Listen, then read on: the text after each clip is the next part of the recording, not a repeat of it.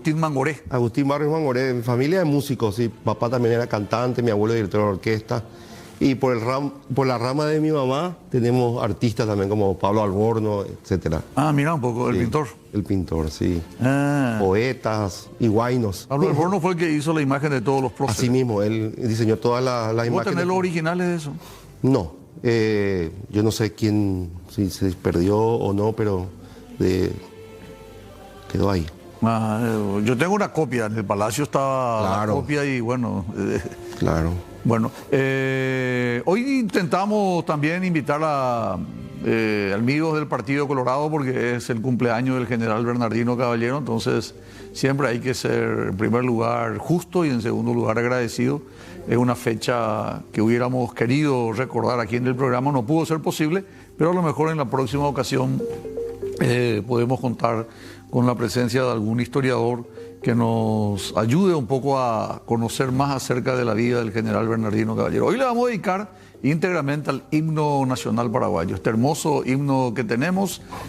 Vamos a tratar de descifrar, entre paréntesis, Lito, porque así se le dice, por protocolo le vamos a llamar César Manuel Barrios. Lito es autor de un hermoso libro, un trabajo de investigación de más de 3 años respecto a nuestro himno nacional paraguayo. Ustedes se van a asustar seguramente muchos detalles. Le adelanto ya diciéndole que no hay no es el único himno el que tenemos ahora, sino que hubieron más himnos, y eso vamos a ir develando con el doctor César Manuel Barrios. César, vamos a arrancar por el principio. ¿Qué te decidió a hacer el libro? Bueno, yo estudié con la hija de Remberto Jiménez, el gran compositor paraguayo, fundador de la OSCA. Y siempre me llamó la atención el tema del himno nacional porque en el decreto de oficialización del himno aparece letra de Acuña Figueroa, música reconstruida por Remberto Jiménez, o sea, de autor anónimo, o sea, que no se sabía quién compuso nuestro himno nacional, o sea, la música de nuestro himno. Me enteré de muchos conflictos que hubo durante varias épocas, aproximadamente 60 años de discusión al respecto del himno nacional, y entré de lleno en el tema, busqué, investigué en Europa, en Francia, en Inglaterra, porque se decía que la partitura original estaba en Francia, en París. Contacté con Oxford, contacté con sinfín de bibliotecas y archivos y no encontré nada. Entonces fui armando yo una historia que fui concatenando datos que no estaban relacionados a llegar al compositor de nuestro himno, y llego al compositor del himno y le comento eso al director del Ateneo Paraguayo, Manuel Martínez Domínguez, y le digo: Manu, encontré, ya sé quién compuso nuestro himno. No puede ser, todos buscó fulano, buscó Asunción Escalada, buscó un sinfín de historiadores importantes. No, yo encontré. Y me dice él: ¿por qué no buscan el archivo de Boetner, que está en el Ateneo? De por ahí encontrás algo. No, si él no encontró, no. Bueno, dije yo. Y encuentro entre las cosas que tenía Boetner la partitura original del himno. Y Boetner no sabía que esa era la partitura original porque el nombre del compositor estaba tachado, estaba borroneado. Pero se le adjudica a los uruguayos, ¿verdad? La letra... Claro, porque la música fue la primera música del himno uruguayo. La pucha, son muchos misterios ya. Sí. ¿Ese fue el primer himno del Paraguay? No, este es el himno nacional actual. Actual. O sea, tuvimos más himnos entonces. Nosotros tuvimos más himnos. Tuvimos, en principio, una marcha en la época del doctor Francia, una marcha instrumental que no tenía letra, pero que en la época del 1842, en la jura de la Constitución, de la jura de la Independencia, se le pone letra a esa marcha. Y dice: venid paraguayos, venid a celebrar nuestra independencia, nuestra libertad. Al himno de la época de doctor Francia, que era instrumental nomás, como todos los himnos en ese entonces todavía eran instrumentales, como hasta ahora el himno de España sigue siendo solamente instrumental, ¿verdad? Unos países orientales también totalmente instrumental. Así mismo, así mismo. Y entonces después, ya el don Carlos Antonio López, cuando prepara todos los símbolos nacionales, él mismo diseña el escudo nuevo, o sea, el escudo, el león, ¿verdad? Porque él en el archivo del Ministerio de Defensa está el original de Don Carlos, que dice, este es, entonces el copista le dice, está bien acá, perfecto, y marcha, y ahí está. Ese era el diseñó Don Carlos, y él escribió una letra y le llamó Himno Nacional Paraguayo. Una letra que dice, viva nuestra independencia, nuestra patria gloriosa, siempre sea soberana, siempre sea majestuosa. ¿A qué ritmo? ¿Sobre un fondo musical de...? La música... ¿Campamento? Es una música castrense, porque tiene los toques tipo de Diana, los toques militares. Ah, ok. Y es lo que hoy nosotros conocemos como Campamento Cerro León. Que a nosotros siempre nos dijeron que era autor anónimo, ¿verdad? Que Claro, no conocida. claro. En el Campamento Cerro León se modificó, se polqueó el himno de Don Carlos. El que estamos escuchando ahora es... Ese es el Campamento Cerro León. Campamento. Claro. Y el himno, ¿tenemos el himno para hacer escuchar, Cristian, por favor? El número 2 es el himno de... No. El número 2, Cristian, por favor. Esa no es la bandera paraguaya, Cristian. Ese escudo no es la bandera paraguaya. Vamos a sacar ese escudo, por favor.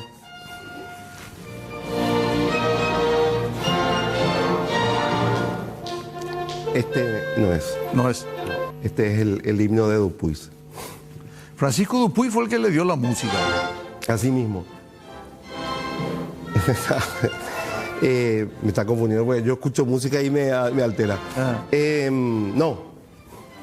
Don Carlos recibió el obsequio en 1846. No, pero vamos a tratar. En primer lugar, Francia, cuando se produce la independencia en 1811, Francia tenía su propio himno, que era instrumentada. Instrumental. ¿Y con qué fondo musical? ¿Lo que es Campamento Cerro León? No, lo que hoy es Verde Olivo. Lo que hoy es Verde Olivo.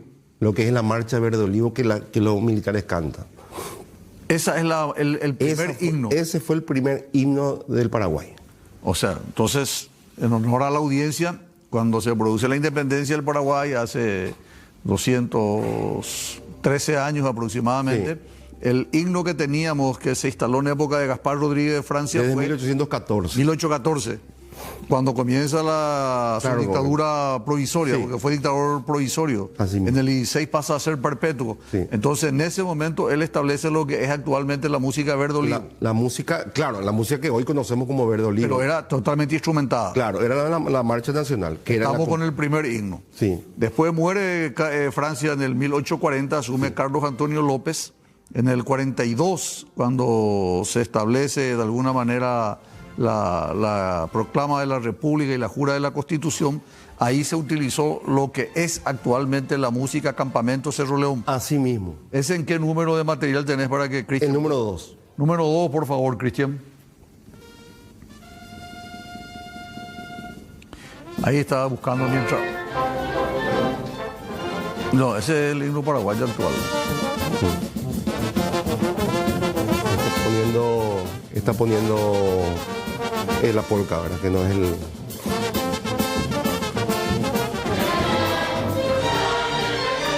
Ese es el primero. Este es el de la época de Don Francia. Este es de Francia. Es del himno de la creación del Paraguay. Ah, sí. Entonces, en El primer himno 1814. nacional. Yo voy al Chaco a dos escribir las dos palabras, vencer o morir.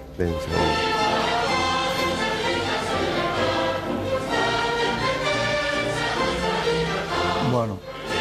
¿Y este es la orquesta sinfónica? De la policía, ¿no? La policía. Bueno, ahora ya tenemos claro, ese es el primer himno de Gaspar Rodríguez de Francia. Así mismo. Cuando asume Carlos Antonio, utiliza otra Claro, música. él escribe una letra. Él hace la letra. Él hace la letra. Que habla del león del Paraguay, rugirá fiero y sangriento contra cualquier enemigo, sea pérfido o cruento. Y habla de que él, que le reconozcan nuestra independencia, que nuestra independencia no sea más contestada. Él tenía coraje, claro, era valiente. Mucho coraje. Y es fantástico porque empieza con una introducción que dice: paraguayos valerosos, queréis insultos, sufrir perder el nombre de la gloria o antes 1000 veces morir. Y el pueblo dice morir, morir, morir. Ahí, si tenés la grabación. ¿Qué número es? El número 2. Número 2. Ese no es. Ese No es el 3. Ese es el 3. Contra que planificamos con Cristian. Bueno, está bien, vamos a arreglar enseguida. Pido disculpas por algunos desperfectos, pero Carlos Antonio le dio su impronta. Totalmente. Y él nunca cambió de himno. O sea, el obsequio que recibió después, él no utilizó como himno nacional. Bueno, entonces vamos a escuchar enseguida. Pero Carlos Antonio, ¿qué ocurrió en el año 1843, 44 hasta el 46, donde le envía una delegación a Montevideo? ¿Por qué le envía en primer lugar y qué obtiene? Muy interesante. En el 45 es que las fuerzas inglesas y francesas sueltan el paso del río porque estaba bloqueado por Rosas, ¿verdad? Ellos le piden apoyo al Brasil para enfrentar a Rosas.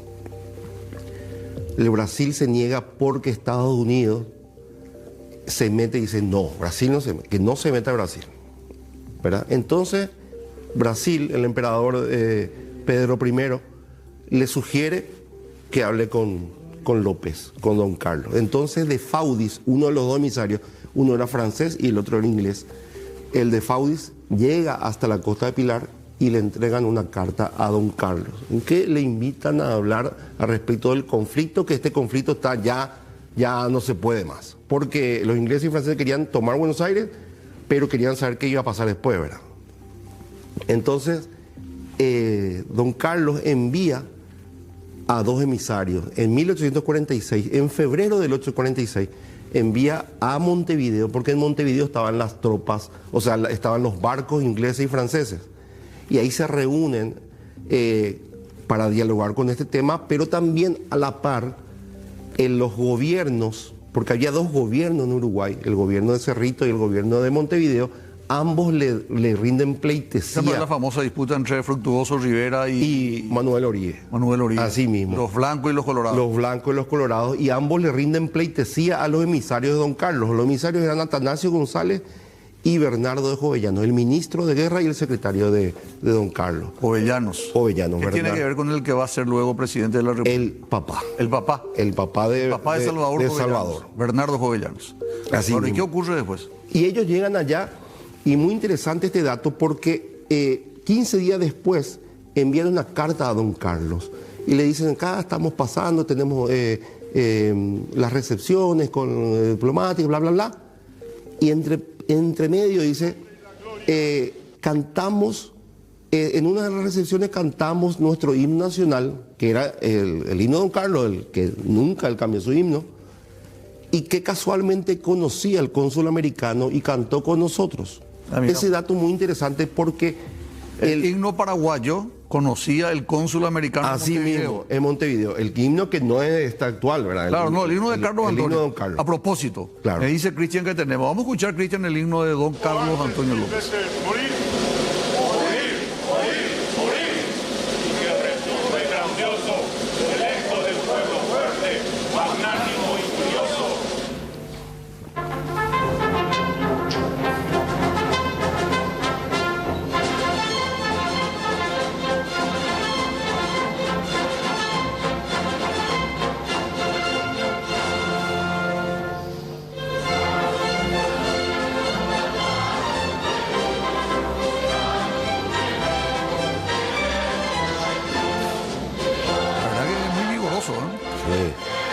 Es muy fuerte, tiene mucha potencia, mucha polenta, como se suele decir. Sí. Bueno, este himno el que escuchó el cónsul y conoció y comenzó a cantar. Así mismo. ¿Y qué pasó ahí?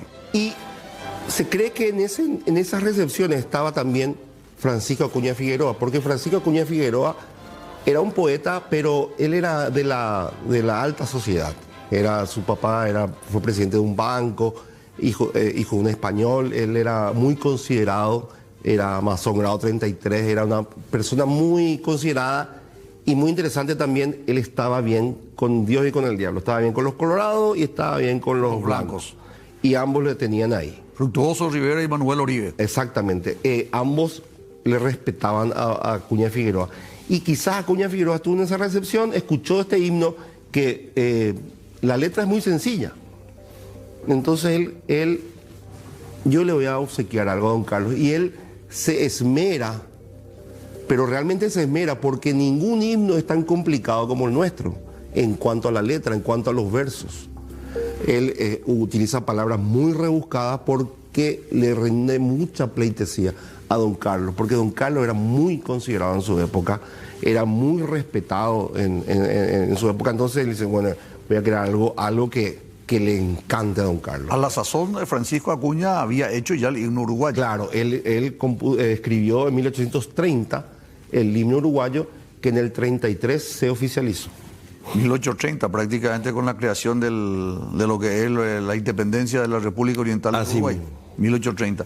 Doctor, me permití irnos a un pequeño corte y a la vuelta escuchamos el tercer himno, Genial, que tiene algunas particularidades. perfecto. Vamos a unos consejos comerciales, vendemos y regresamos. Está increíble que no se pasa todo lo que ocurre en el corte, porque si ustedes hubieran escuchado todo, es increíble. Bueno, tenemos que continuar, vamos a avanzar.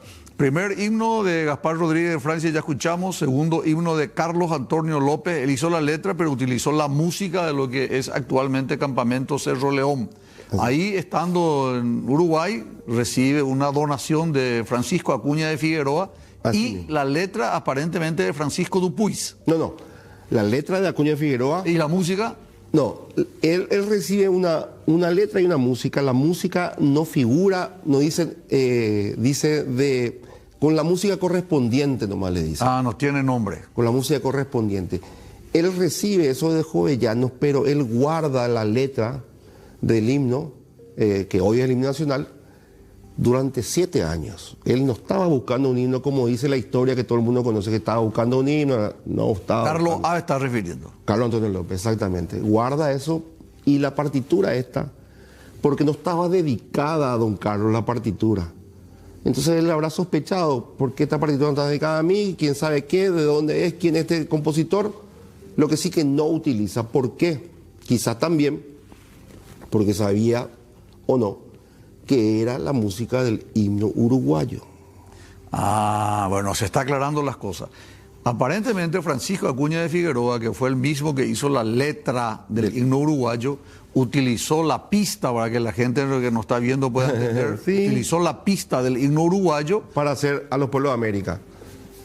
Y de hecho, en su copia original, porque él guardaba 2 copias y una de ellas nos obsequiaron en 1940 al Paraguay, y eso está en el Archivo Nacional, y él mismo dice, la música es la misma del himno nacional oriental, pero no es la que actualmente es, porque el Uruguay en el 48, 1848, cambia de música. ¿Por qué cambia de música el Uruguay? Según la crítica de la época, todos los recortes que yo leí, dicen, nuestro himno es muy lento, dicen el uruguayo, muy aburrido y qué sé yo. Bueno, cambiaron a algo muy enérgico, pero que tiene mucha relación con el himno que tenían. Porque, por ejemplo, tan, ta, tan, tan, ta, tan, tan, ta, tan, tan, ¿verdad? Y oriental es la patria o la tumba, libertado con gloria a morir, es ahora el himno actual. Ellos, el de Balí, con Fernando Quijano, un compositor uruguayo, crearon el himno actual uruguayo basado rítmicamente en el himno que ellos tenían, que ahora es nuestro, el himno de Francesco Casale, un compositor italiano que compuso para el Uruguay. Tenemos también ahí en... Esperamos un ratito, Sí. Sobre todo para los televidentes. Le regala el himno Francisco Acuña, López, Carlos Antonio, me refiero, no utiliza durante 7 años, eso se guarda. Sí. Y en la guerra del 70, No. los soldados, ¿qué cantaban? Claro, porque en el 53, antes de la guerra, en el 53 llega al Paraguay Dupuis, Francisco Zavallot de Dupuis, y don Carlos le da esa letra, ponerle música a esta letra.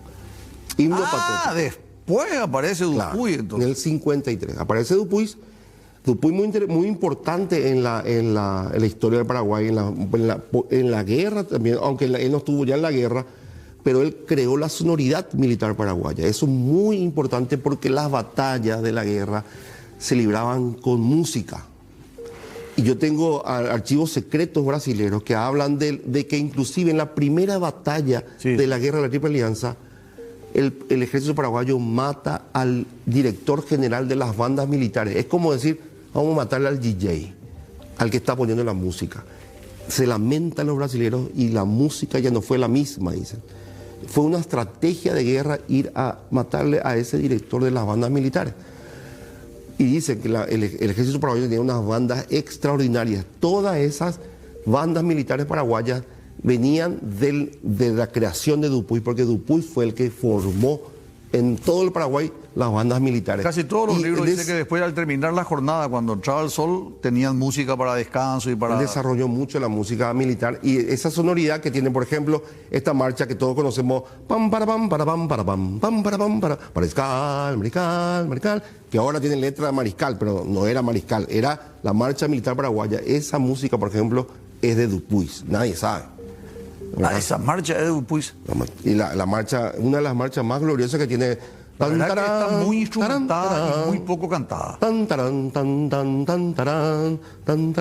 Hermosa. 1 de marzo cayó. Sí, que le pusieron letra después. Dupuy, el autor de esa música. Dupuy. Y bueno, y Dupuy entonces en el 53 le pone música y ahí recién don Carlos publica, el 31 de diciembre del 53, publica por primera vez el himno, que no, todavía no era el himno nacional, himno patriótico, así mismo como ¿Podemos? Te invito a escuchar. ¿Podemos escuchar, Cristian, por favor?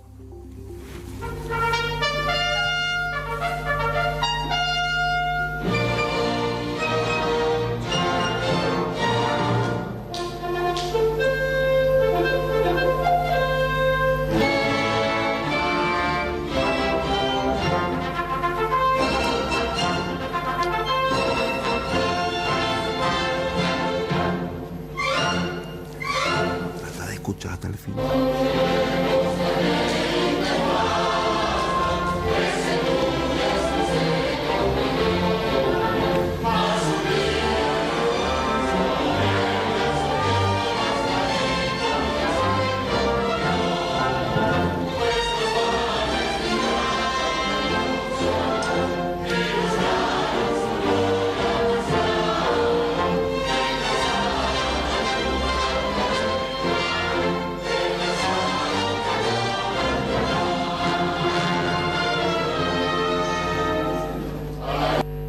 Nuestro himno, la letra de nuestro himno, pero con una melodía totalmente diferente. Claro, esta fue la melodía original para el himno Y es la melodía del himno uruguayo. No. Esta es la de Dupuy. La de Dupuy. Esta es la de Dupuy.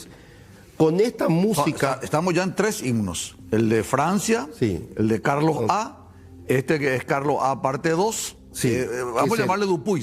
Claro, Dupuy con Acuña. Dupuy con Acuña. Dupuy con Acuña. Este fue lo que se entonaba durante la guerra del 70. Durante la guerra, exactamente. Esta es la que inclusive en los archivos militares brasileños dicen: los paraguayos cantan su himno nacional con fervor y enérgico patriotismo. Y llegan a escuchar el final de esta obra que termina en latín. Dice: Aeg mea musa levis, magna ta gloria es. Dice: tu gloria es tan grande para mí, es magnánima tu gloria para mi pequeña musa inspiradora, ¿verdad?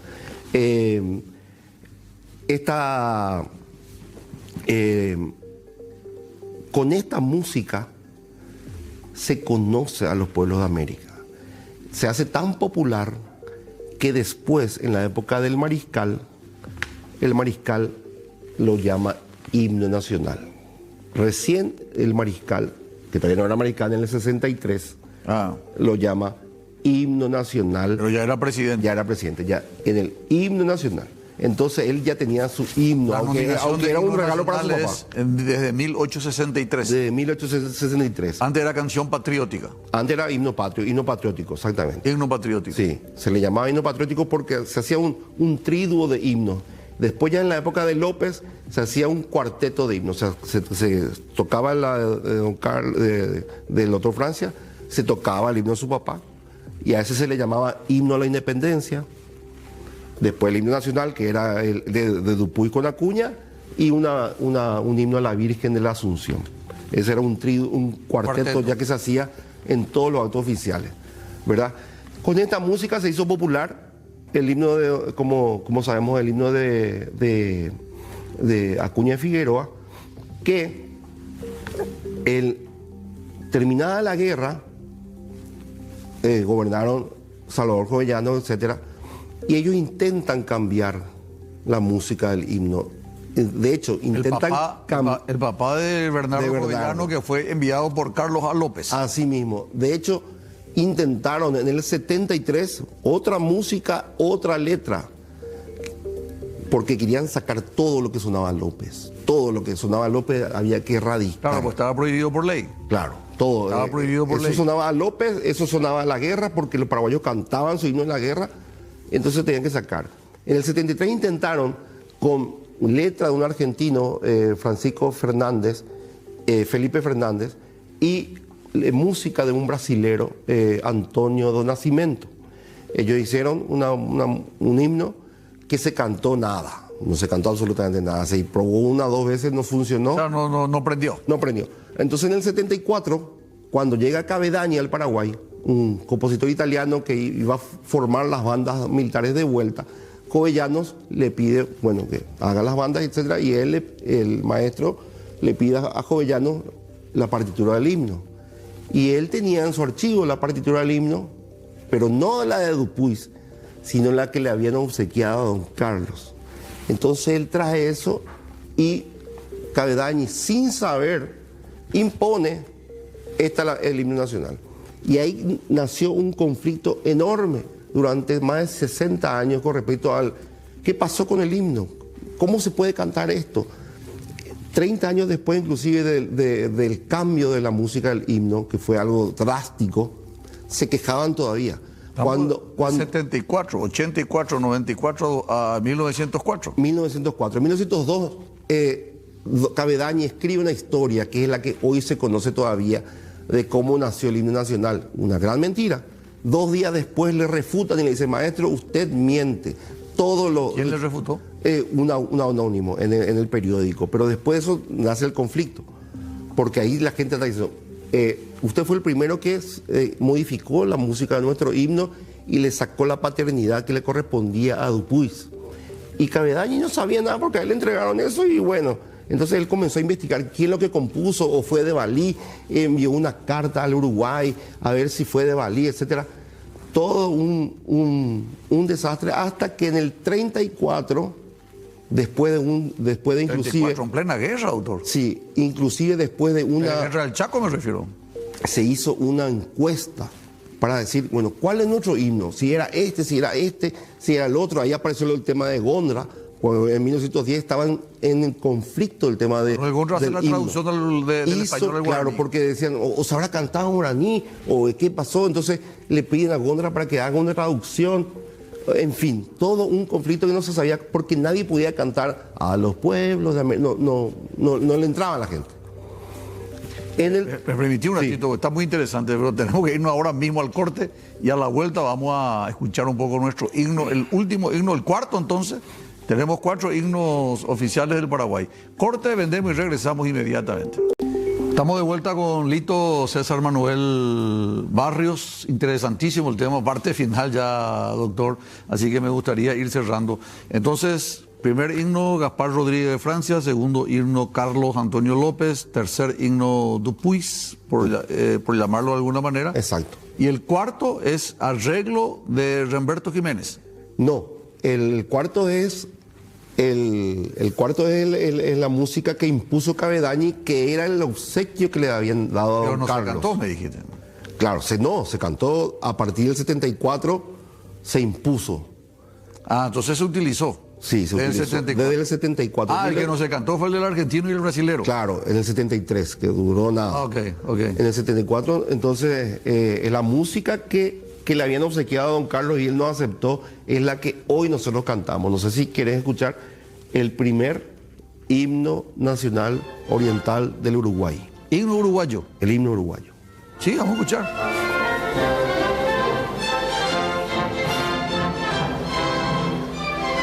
Es paraguayo. ¿Escuchar?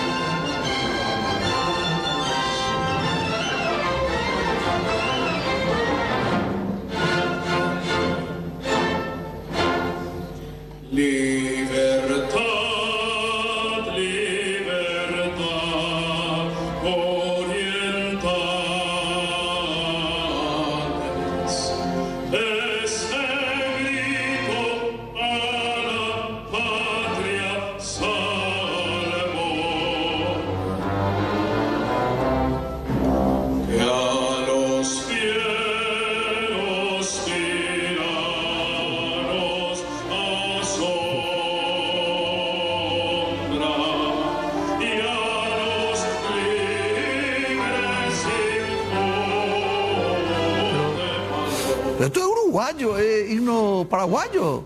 Y esta fue la música, esta música se compuso para el himno uruguayo y fue el Entonces, himno uruguayo. ahora podemos entender. Ese primer himno que Francisco Acuña de Figueroa le regaló a Carlos Antonio López, se cantaba con la música. No, es este. Es este. Claro, es este. O sea, a ver, vos estás hablando de la letra. La letra es de los pueblos, ¿verdad? O sea, lo que le obsequiaron a don Carlos es a los pueblos de América, la letra. Sí. Pero con esta música que era la música del himno uruguayo. Ah, mira un poco.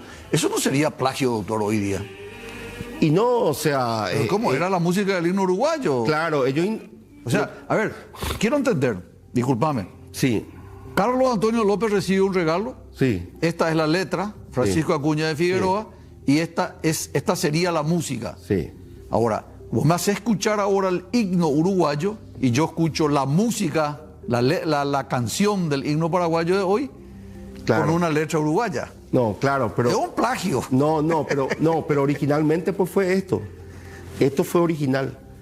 Desde el 36 hasta el 48 ellos cantaron Libertad con esta melodía, porque esta melodía no fue compuesta para Paraguay, fue compuesta para el Uruguay, para esta letra de uruguaya. Por eso es que el himno paraguayo a veces no veo que no. Claro. Si nosotros hacemos un paralelismo con la de Dupuis, utilizando a los pueblos de América, Dupuis le da la impronta de lo que dice la letra. Por ejemplo, nuestro himno dice, basta, dijo, y el cetro rompió. Sin embargo, el himno de Dupuis dice, a los pueblos de América, todos tres centurios, más un día soberbia surgiendo, basta, dijo, y el cetro rompió. Basta, dijo, y el otro es, basta, dijo. Correcto. Se nota Coincido. que no fue compuesta para este himno. Coincido contigo. Fue compuesta para el himno uruguayo. ¿Y qué relación? Me dijiste que tanta es esa quedó ya prácticamente en la cultura paraguaya que la avenida Quinta se llama Acuña de Figueroa y su continuación es Dupuis. Claro, porque originalmente fue Dupuis el que compuso la música para el himno paraguayo. Pero nosotros nos cambiaron y nos devolvieron el obsequio a don Carlos, que don Carlos rechazó. ¿Qué problema tenemos los paraguayos? Tenemos 2 días de independencia, Sí. tenemos dos escudos, ¿sí? Así mismo. Tenemos 2 himnos nacionales, Sí. uno uruguayo, otro paraguayo. Sí, y así, pero... ¿Y cuál es la participación del maestro Remberto Jiménez?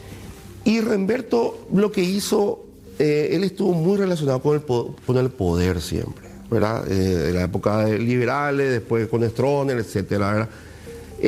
Lo que él consiguió es estampar su nombre en la historia, porque más que eso, porque él dice que reconstruyó el himno, es mentira, porque en el 74... con los arreglos de Remberto Jiménez, dice. Instrumentación es una cosa, está bien, una instrumentación, pero el himno como estaba en la partitura original que imprimió Cavedañi, porque hizo 2000 copias y se esparció por todo el mundo, ya se conocía tan como el himno paraguayo desde el 74, 84, 94, 2004, 1904, 60 años después, en el 34, Remberto lo que consigue es oficializar, digamos decir, bueno, esto es lo que se tiene que tocar, porque seguía habiendo conflicto. De hecho, después del 34 siguió el conflicto, hasta el año 58, Boehner con Remberto se peleaban con el tema del himno.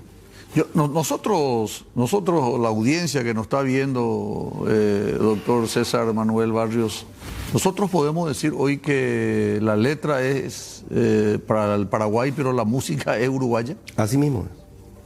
La música, o sea, tenemos un híbrido.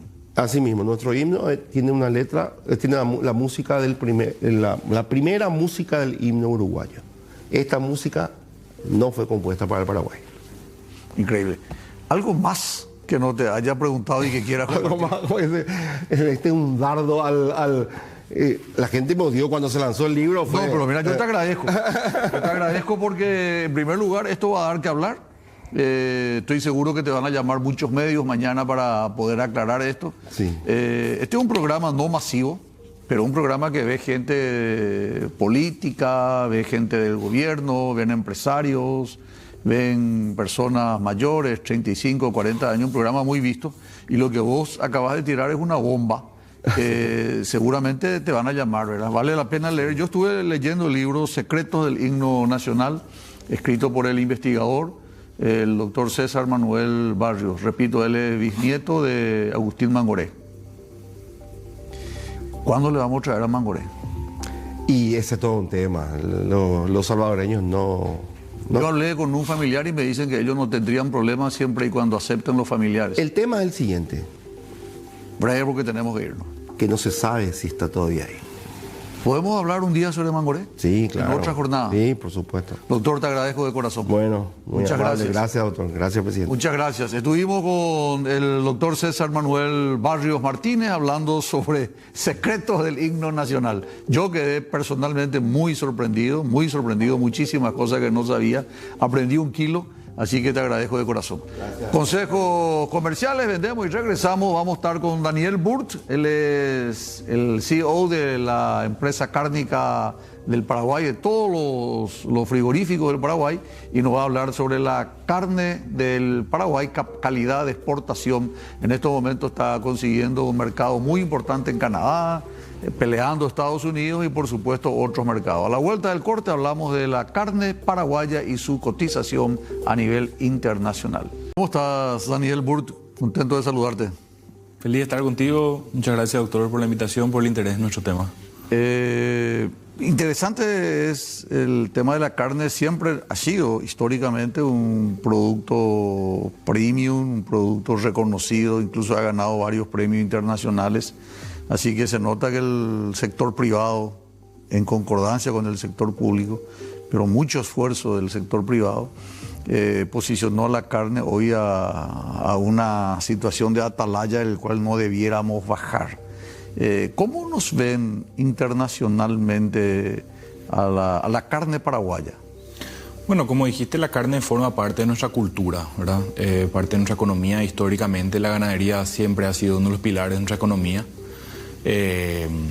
A principios del siglo XX, con la industrialización de lo que era el Vacaí, las primeras industrias que se instalaron para exportar carne enlatada, en el contexto de las guerras mundiales y eso, empezó a industrializarse nuestra carne.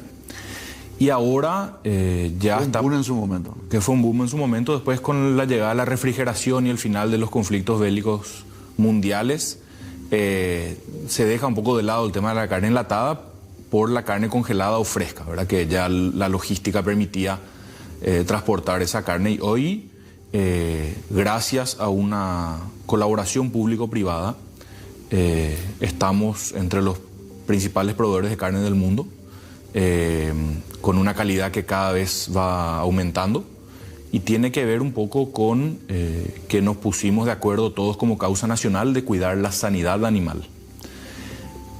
Hacer eso durante más de una década de manera constante, sin tener incidentes sanitarios, están ahora dando sus frutos con una seguidilla de apertura de mercados nuevos, mercados premium, que dan un espaldarazo a la reputación de la carne paraguaya y también a la marca país.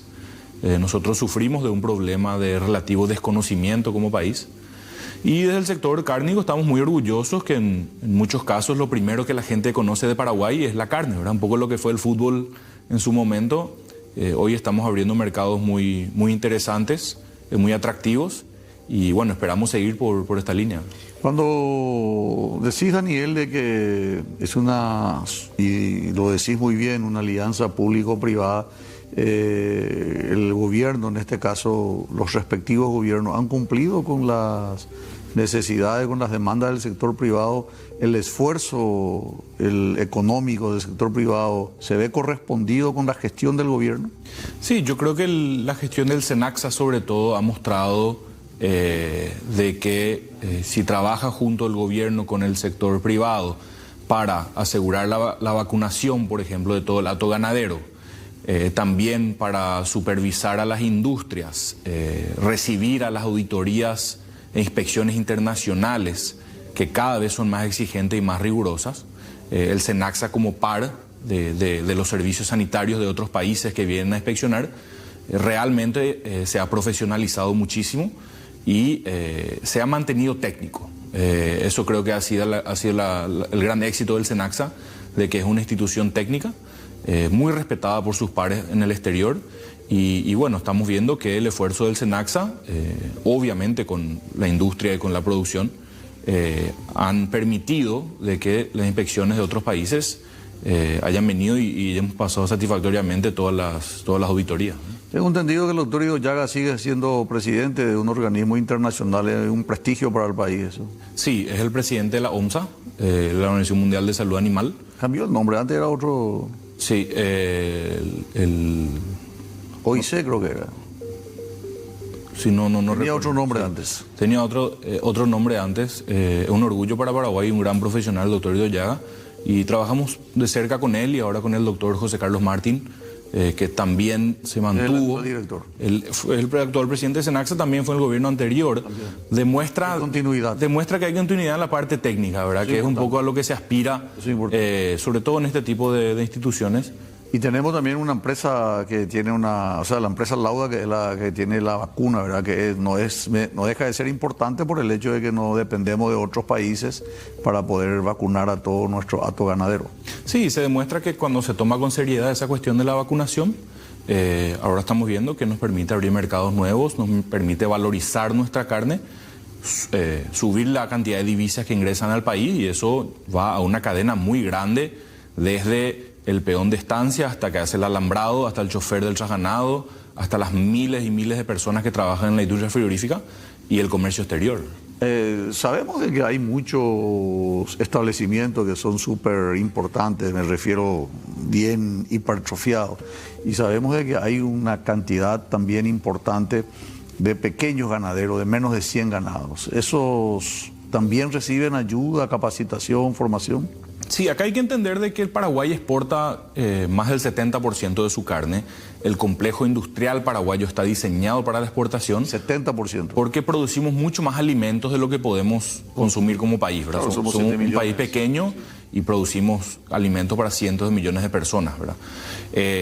Entonces los establecimientos grandes son los que tienen capacidad de entregar ganado regularmente a las industrias de exportación. Los grandes. Después hay toda una industria nacional que provee a mataderos municipales, a establecimientos industriales de menor tamaño, que es el 30% que queda dentro del mercado local, sí, sobre todo en el interior del país. Pero permitime que insista, Daniel, ese 30% que es para el consumo local también es fiscalizado, auditado, controlado por SENACSA en el esquema de vacunación, etcétera. Todas las medidas también se les controla a ellos. Absolutamente, porque un incidente de salud animal, independientemente si es en un establecimiento moderno grande o en un pequeño, claro, te suspenden todo el país. Entonces se trabaja muy en serio con ese tema y bueno, tenemos estadísticas de vacunación por encima del 97%. ¿Qué lugar de exportación a nivel difuso tiene el Paraguay? Y está entre el 7 y el 10. 7 y 10. Se mueve ahí dependiendo también de los otros países, ¿verdad? Cuando Argentina tenía restringida su exportación, estábamos mejor entonces. Y sí, estábamos mejor. Son competidores naturales, ¿verdad? Nuestros vecinos, Brasil, Argentina, Uruguay, tienen también una cultura similar a la nuestra, sí, como grandes productores de carne, grandes consumidores de carne también. Nosotros celebramos de que se ha dejado que el mercado permita que se desarrolle el negocio de la carne paraguaya. Vimos como Argentina, que tuvo una intervención estatal prohibiendo la exportación de asado, por ejemplo, en una acción populista, le hizo un daño terrible a la ganadería. Las famosas retenciones también, bajando su hato casi a nosotros nos ayudó mucho, ¿verdad? A la mitad. Y en ciertos mercados muy interesantes, ¿verdad? En Chile, por ejemplo, nos establecimos como el principal proveedor, que hoy va casi 40% de las exportaciones a ese país, que tiene una ventaja logística, pero también la ventaja de que compra todos los cortes, ¿verdad? ¿Vos podrías graficar, Daniel, para los televidentes de ese 70%, si lo convertimos en 100, cuánto va a Chile, cuánto va... Sí. Básicamente, Paraguay está habilitado por más de 70 países, pero el 80% de las exportaciones se concentran en 5 destinos. 5 destinos. Chile lleva 40%, Israel, Taiwán llevan 10 y 10, Brasil 10 más, 70. Lleva Rusia 6-7%, ahora en los últimos años varió un poquito. Y después tenemos un abanico grande de más de 50 destinos donde van, sí, a lo mejor de alto valor, cortes de alto valor, otros cortes de menos valor. Las menudencias también tienen muchos mercados internacionales. Entonces es importante tener esta gran variedad porque te permite hacerle competir también a tus clientes, ¿verdad? De quién compra y poder colocar la carne en al mejor valor posible, ¿verdad? Aunque sea menudencia, poder vender a los mejores mercados repercute en toda la cadena.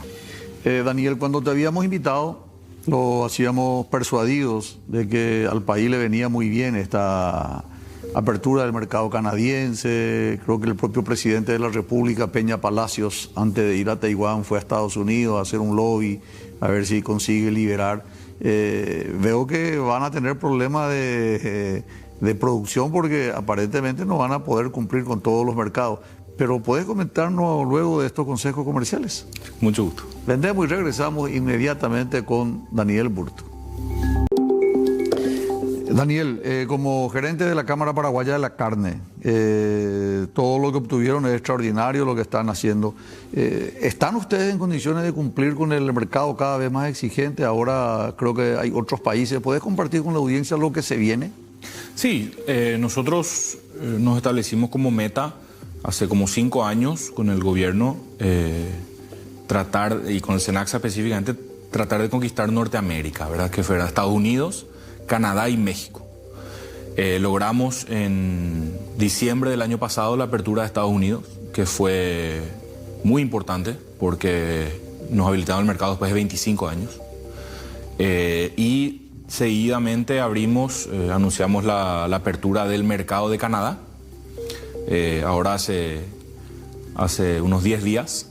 Y simultáneamente estaban los técnicos mexicanos haciendo auditoría in situ en las industrias cuando se dio la noticia de Canadá.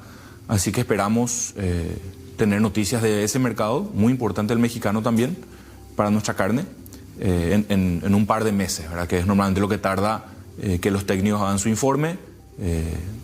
Consideramos que va a ser satisfactorio lo que encontraron y puedan abrir ese mercado. El hecho que los Estados Unidos inicialmente haya aprobado, me imagino que es como es tener una tarjeta, un canal verde, ¿verdad? Una visa. Sí, en teoría no hay correlación directa oficial porque cada servicio sanitario de cada país tiene que venir a hacer la inspección. Con todo respeto, influye mucho. Pero influye.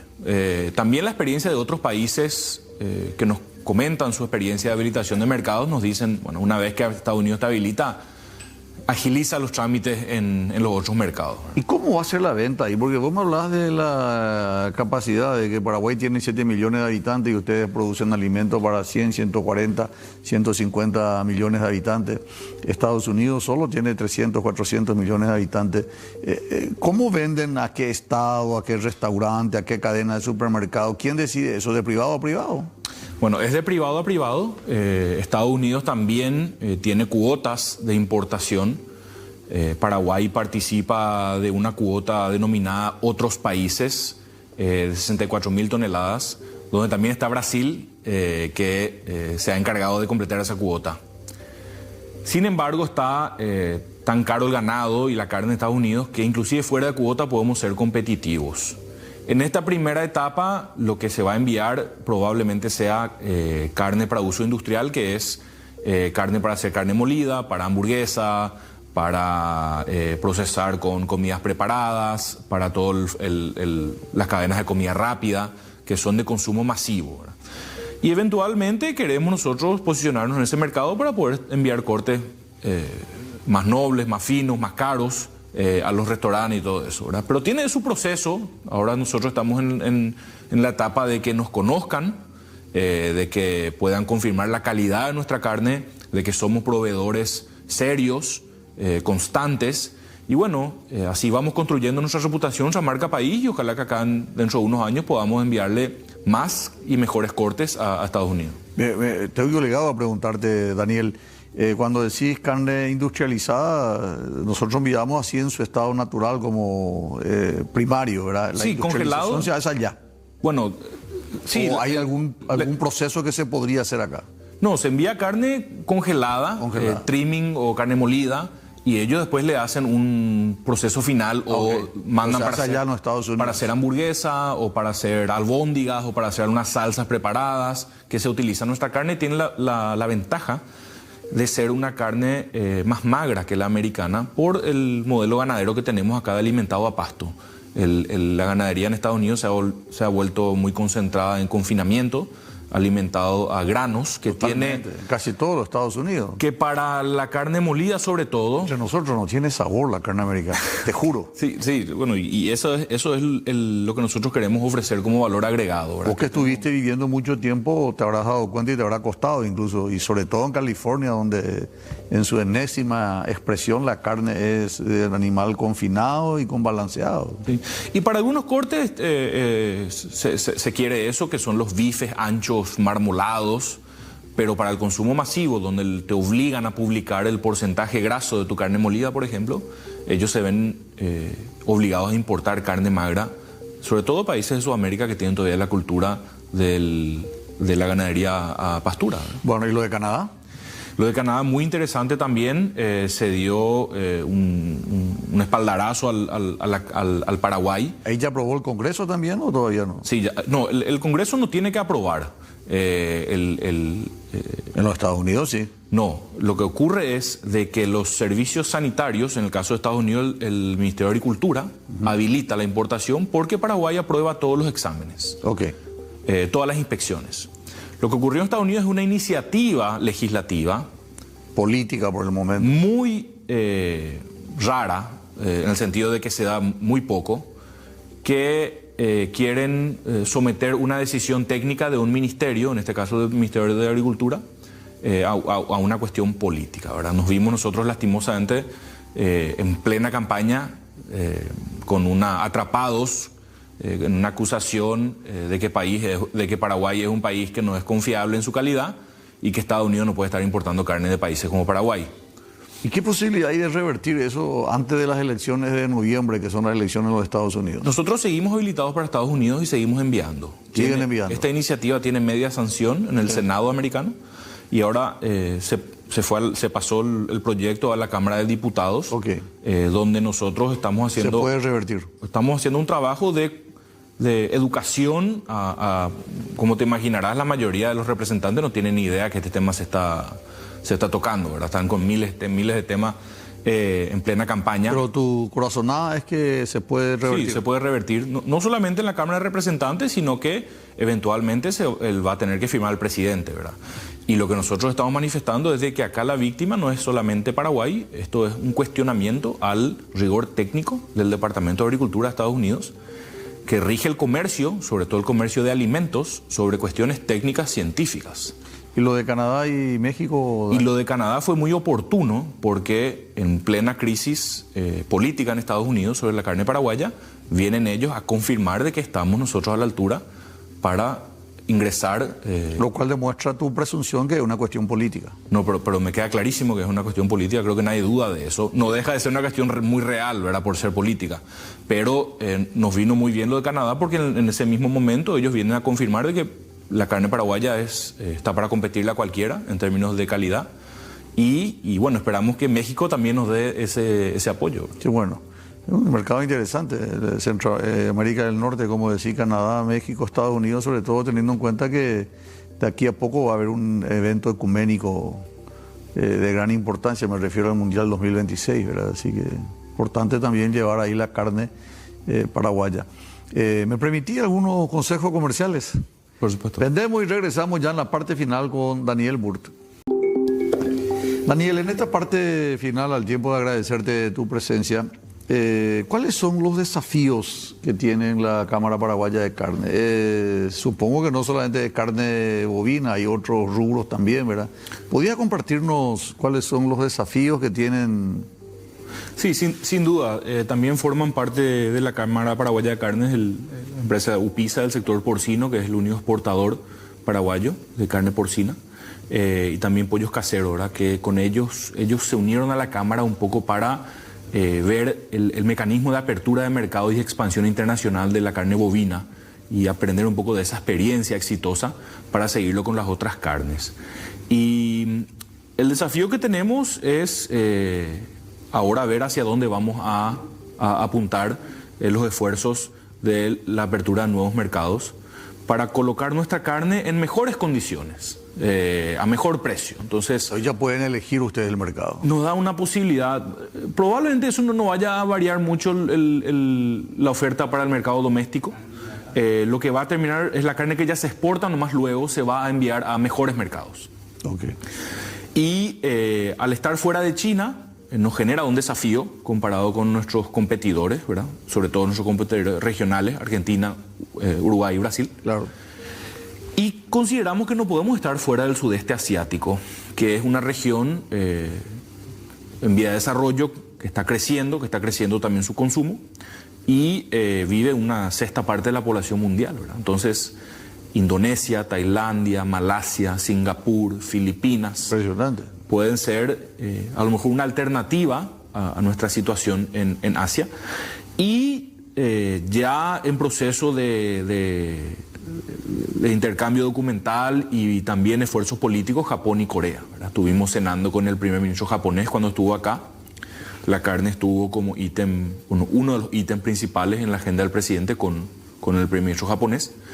Y lo mismo con Corea, que estamos tratando también con la ayuda de Taiwán de trasladar de que nosotros estamos alineados o aliados a esos países y ser amigos también significa tener buenas relaciones comerciales, ¿verdad? Qué bueno, mucho desafío. Eso presupone también una capacidad de aglutinar, en primer lugar a los productores, en segundo lugar de alguna manera los, ¿cómo que se llaman? ¿Dónde se faenan? Los frigoríficos. Los frigoríficos. Y después hay otra cadena superior, o ella es la última en los frigoríficos. Esa es la única. Nosotros queremos poder exportar. Hay frigoríficos extranjeros que están trabajando acá, brasileños sobre todo. Hay multinacionales, hay empresas paraguayas de capitales extranjeros. Y están trabajando bien. Bien, tranquilo. Respetuosamente. Hay empresas, hay cooperativas de productores que tienen frigoríficos y hay empresas familiares también. Entonces tenemos una buena mezcla de diferentes tipos que también nos da una diversidad de tipos de objetivos, de diferentes estrategias que tienen diferentes frigoríficos, pero queremos también transformar nuestra materia prima en lo más elaborado posible para vender al mayor precio posible al exterior, ¿verdad? Una pregunta obligada, no podemos dejar, la famosa reglamentación 1115 de la Comunidad Europea, ¿les afecta? Sí, nos afecta mucho. Nuestros clientes importadores de Europa nos van ahora a exigir una serie de documentos. Trazabilidad socioambiental, que tiene un montón de ítems. Pero que se viene cumpliendo. Se vienen cumpliendo, pero hay que ordenar los papeles. Pero tampoco para decir que se puede perder un mercado por eso, ¿verdad? Supongo que la mayoría están en regla con eso. Y sí, hay cuestiones que no coinciden con la legislación paraguaya, ¿verdad? Por ejemplo, el cambio de uso de suelo en ciertas partes del Chaco a partir del 2020. Hay personas que no cometieron ni un delito ni una infracción, pero se ven afectados por esta reglamentación, ¿verdad? Después también vamos a tener que trabajar con el gobierno para que... Y eso, yo le invité al exministro Bertoni, que entre paréntesis hizo una buena defensa del Paraguay ante la Comunidad Europea. Supongo que el ministro de Agricultura actual estará haciendo lo mismo. Sí.